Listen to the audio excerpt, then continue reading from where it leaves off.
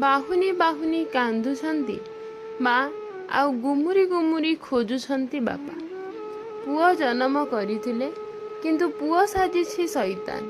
ଶ୍ୱଶୁର ଘରେ ଘର ଜଇଁଆ ହୋଇ ବାପା ମାଆକୁ ଭୁଲି ସ୍ତ୍ରୀର ଗୋଲାମୀ କରୁଛି।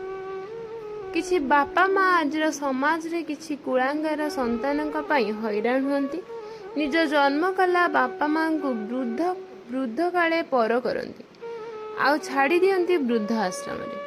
ଆଉ କିଏ ବାପା ମାଆଙ୍କୁ ପର କରି ଦୂର ରାଜ୍ୟକୁ ଚାଲିଯାଆନ୍ତି ସୁଖ ସଂସାର କରିବା ପାଇଁ।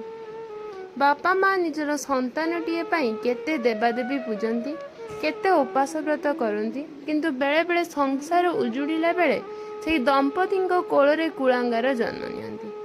ସେମିତି ଏକ କୁଳାଙ୍ଗାର ପୁଅ ପାଇଁ ଆଜି ବୁଢ଼ା ବାପା ମାଆଙ୍କ ଆଖିରେ ଅସରନ୍ତି ଲୁହ।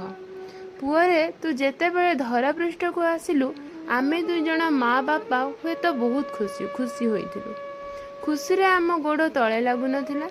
ଜାଣିଛୁ ବାପା, ଆଜି ଆମେ ଦୁଇଜଣ ରୋଗାଗ୍ରସ୍ତ ହୋଇ ଶରଶଯ୍ୟାରେ ପଡ଼ିଛୁ। ପୁଅ ପାଇଁ ବାପା ମା ଆଜି ବ୍ୟତିବ୍ୟସ୍ତ। ପୁଅରେ, ତୋତେ ଯେତେବେଳେ ଥଣ୍ଡା ଟିକେ ହେଇଯାଏ ନା, ସେତେବେଳେ ତୋ ମା ମୋତେ ବ୍ୟତିବ୍ୟସ୍ତ କରିଦିଏ। କେମିତି ତୋ ଦେହ ଠିକ୍ ହେବ? ତୁ ପେଟ ପୂରା ନ ଖାଇଲେ ଆମ ପେଟ ପୂରେ ନାହିଁ। ତୁ ଯେତେବେଳେ ଆମ ଘର ଅଗଣାରେ ଗୁରୁଣ୍ଡି ଚାଲୁଥିଲୁ, ଆମ ଦୁଇଜଣଙ୍କ ମନ ପୂରି ଯାଉଥିଲା।